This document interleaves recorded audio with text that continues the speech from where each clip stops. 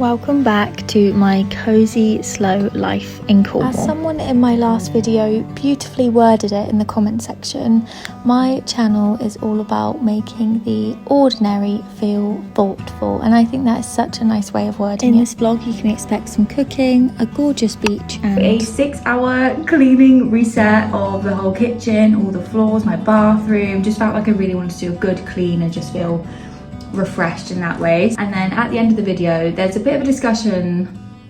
I was toying with the idea of talking about it at all because it can be a bit complex with mental health stuff or just like anything personal, because you don't know people's experiences with it, how they're going to react, what they're going to say. So yeah, I thought it was best to talk about it because sometimes we internalize these things and we think we're the only person who's ever, not like, I know I'm not the only person who's ever dealt with it, but you can feel isolated. And then I realized when you have these conversations, sometimes just one thing that someone says can completely change your perspective and the way that you operate in the world. So I thought, actually, I'm just going to share it. Yeah, it's nice to be related to, and it's nice for me to be able to talk about things that maybe you guys have experienced and not spoken about before with anybody. So enjoy the video and the talking bits at the end, so that if you're not here for that, you don't have to listen. If you have been watching my videos for a while, you will know that tomatoes and mozzarella on sourdough is one of my favourite things to eat. But today I elevated it a little bit by adding full fat Greek yogurt, authentic by the way. It's important to look for that word on the tub or you don't get the real thing, and from a health point of view I think the real thing matters a lot. I put basil on it, I put rocket on it, and I also had some roasted chicken, so I felt like it had a really nice well-rounded flavour, and also protein, fats, carbs, everything. It's worth spicing it up a little bit, but I actually think the original will always be the best.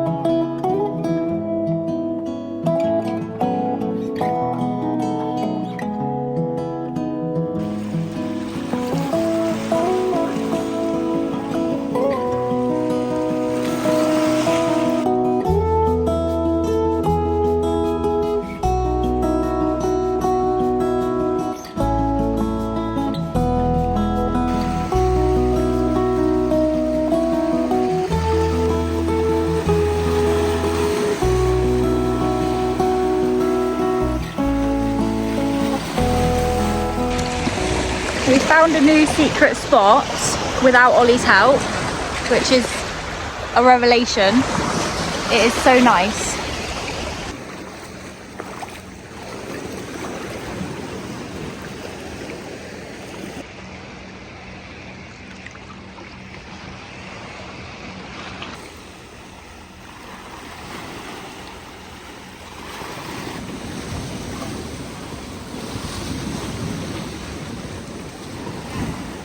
Of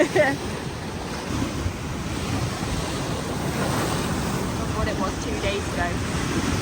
We just found the prettiest, most private place. I'm so happy to have found somewhere quiet because I really find it hard to relax. I don't know how everyone else feels about this. I think it's very much down to the person, but I've never felt comfortable in a bikini or a swimming costume and sunbathing on a busy beach. I just don't like when it's crowded. I just cannot relax. But being somewhere like that where it's quieter is really nice. But I didn't actually get in the water because I just had my clothes on, but I just stood in it. It was just so refreshing. But the walk home was really hot. It's really hot today, so I'm going to make a refreshing drink. I've not made this before. I'm just making things up as I go along at the moment. So I think it actually could taste a bit disgusting, but we'll just give it a go just to get the hydration up. I'm gonna pour some ice and then put it all in and see what it's like. Yeah. We need hydrating drinks. I always think it's hydrating when you try and add extra stuff instead of just like water.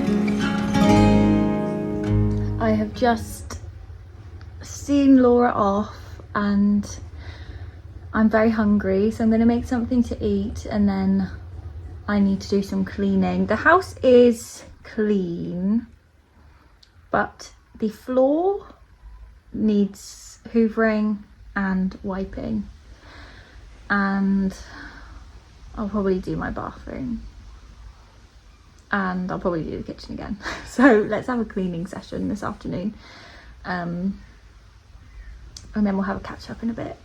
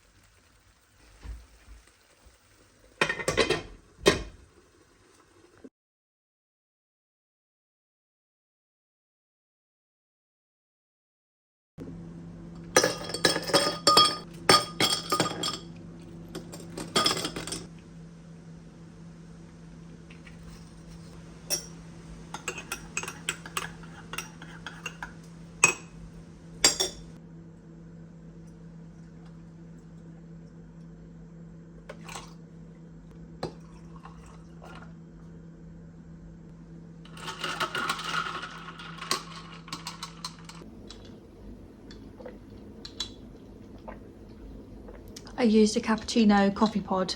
I have one of those £30 Tassimo machines. If you're a coffee snob, then it's not going to be for you, but it is for me at the moment. But my dad has a really nice machine that grinds coffee beans straight to your cup, and then he has a milk frother, and that's really, really good. And actually, because the coffee is such high quality and it's so fresh, when you don't need syrups and things in it, or even really sugar. I think that I just put a couple of sweeteners in mine at my dad's house. This is a cappuccino pod with the syrup that you saw, because also the milk pods from those machines are not very nice. The only pods I really, really like are the cafe au lait, because they are very small. They make a really small drink about this big, and they have the milk mixed in, so you don't get that powdery milk flavour. But one thing I would love to invest in the future is a machine that grinds the coffee beans, because it's a nice little ritual for the morning, really. And I do find that tea because tea's so easy to drink, I drink a bit too much of it. But if I were to have a tea and have a coffee and then not have much else, that would probably be better for me from like a caffeine point of view. But because I don't have a nice way of having a coffee, I either spend money on it when I'm out or I drink a lot of tea. One of my worst things to cook, like I'm not very good at omelettes. Ignore that bag in the back, I need to tidy up. This tastes delicious, but it just looks absolutely crap, so I'm not even going to show you. But it's still in one piece, but only because I cooked it underneath and then put it in the grill, so it looks okay. But welcome to my 6-hour cleaning session. I have to admit from the get-go, I am not someone who gets a ton of satisfaction out of this type of cleaning. I really enjoy tidying up and how things look once they've been tidied, and I do quite like cleaning the kitchen because I know how badly it needs to be done after I've cooked a meal. But yes, with this cleaning session, I decided to make it fun and make it a bit different, and I just felt I couldn't do it in silence, and I didn't want anything distracting either. Like an audiobook might have been a bit distracting. I wasn't really in the mood for that. I was like in a hurry, had guests coming, wanted to do the best job I could, really physically get into it. So I put on a playlist on Ollie's speaker because he wasn't in, so I could basically just have the house to myself, which really helps, by the way. And yeah, I put the speaker on and I had it really loud. I had nice airflow. I had all the windows open, the back door was open, and it was actually quite an enjoyable experience in the end. I have to admit, I don't know a ton about like the flooring we have, for example. I used a broom, I hoovered, and then I mopped it. But I don't know how often I should be doing things like that. So if you have any cleaning hacks or tips or rules that you live by, then do let me know in the comments what you like to do, because I am intrigued. And I took everything off of every surface and made sure I got underneath it, and anywhere that I touch a lot, like cabinets where I've potentially got food on my fingers, I thought I'm just going to wipe everything down, all the handles. So yeah, nothing was left unturned, no stone was left unturned, and it was a really nice feeling knowing that I'd put all that work in and that it just had this fresh, lovely vibe. I hope you enjoy the satisfying time lapse of the tidying up and then the end result.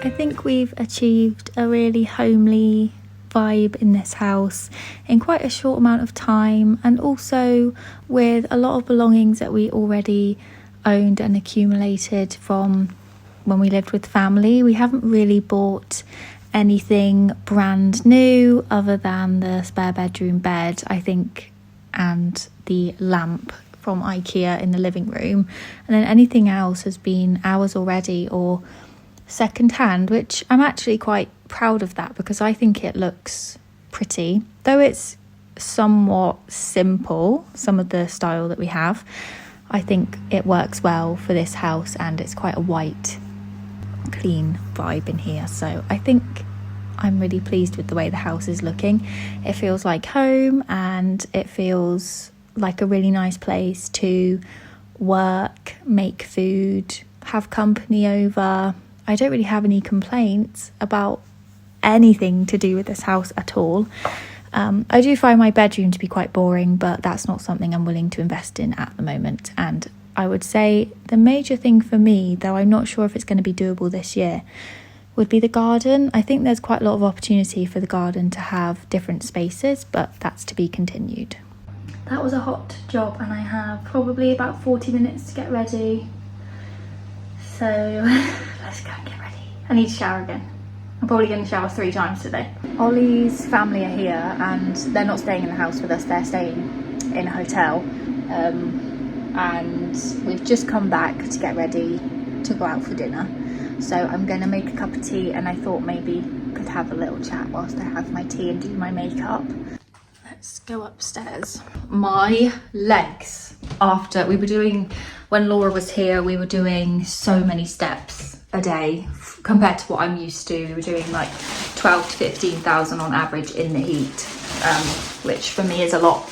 And that cleaning session was a workout for me.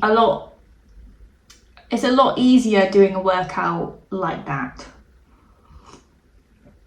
So what I want to talk about was, I don't know how this will go because I don't know what people's experiences would be with it, or if anyone will have a similar experience to me, or if I'm just going to sound like a bit crazy, or if you've never heard of it. I don't know.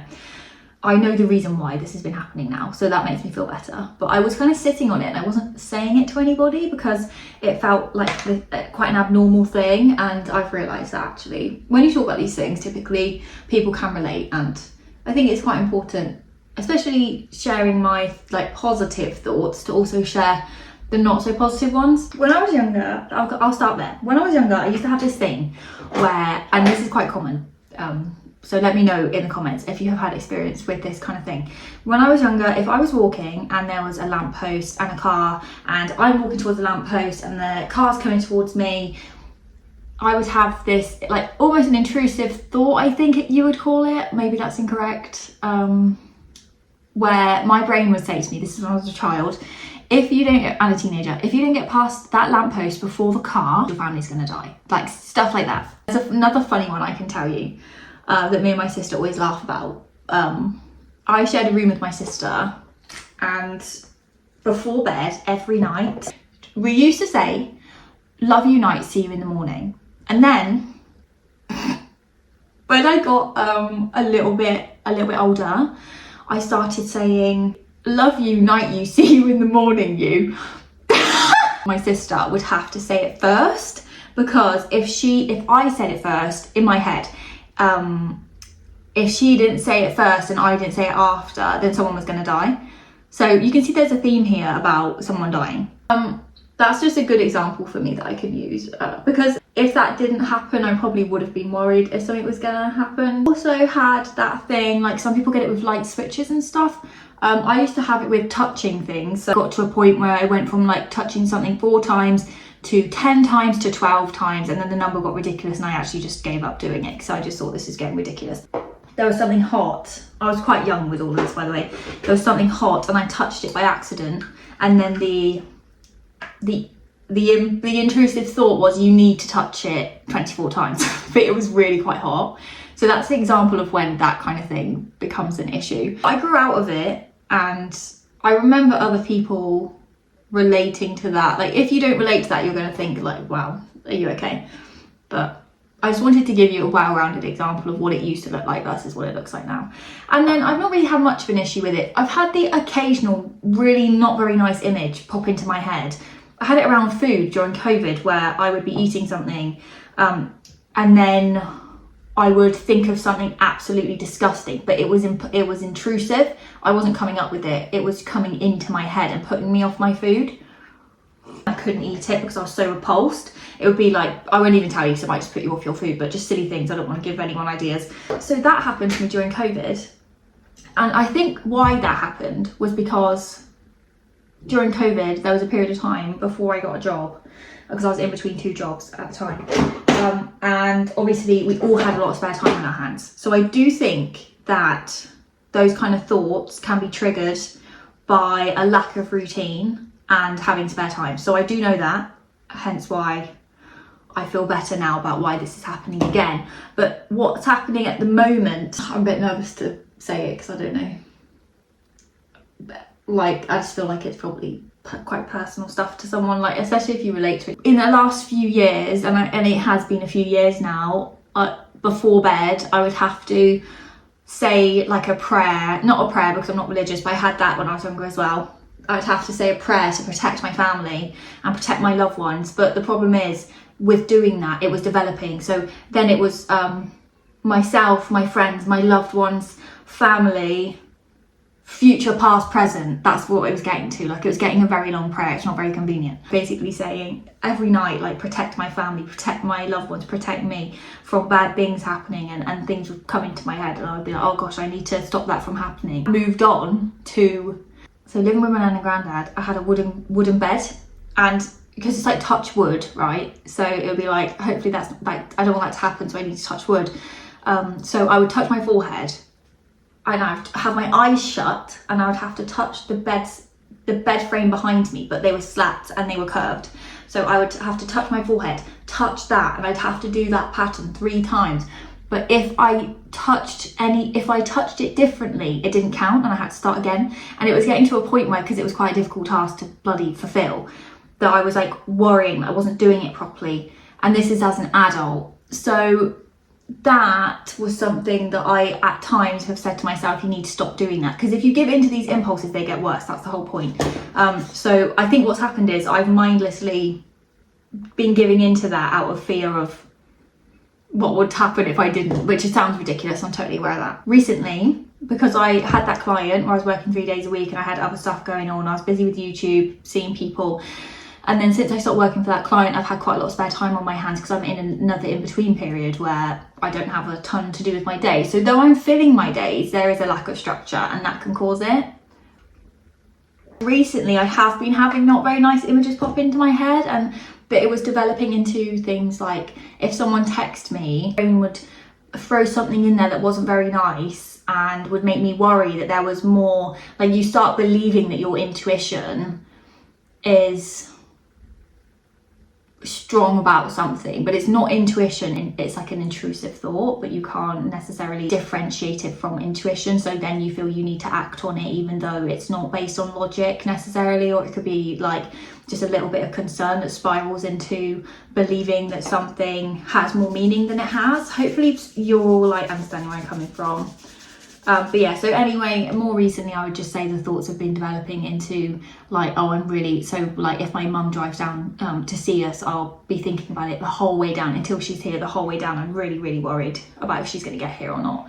I got a bit fed up with the horrible thoughts coming into my head and just disturbing me. Like, there were times I was going to bed and I was like crying because I was thinking of these horrible things and they were just making me feel like worried and horrid and scared. I don't know how, but I need to definitely have more structure in my day.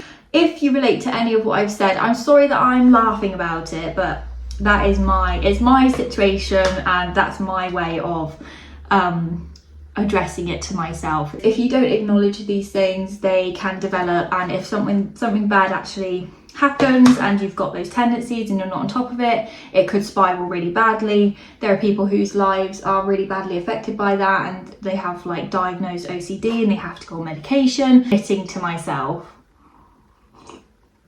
that these aren't harmless thoughts as in they're harmless because they're not factual, but they are harmful in the way that if I continue to give in to them or not ignore them, I'm feeding I don't know if delusion is the right word, but I'm feeding it. So I just thought I would share it with you in case anybody by chance has had a similar experience at some point in their life, and they would like to talk about it with me. Totally open to that. Or if you just have any advice for how to I don't really know what advice I'd be looking for, but I'm not the only person that has dealt with this. I'm sure there's loads of people that have had it at different points in their life.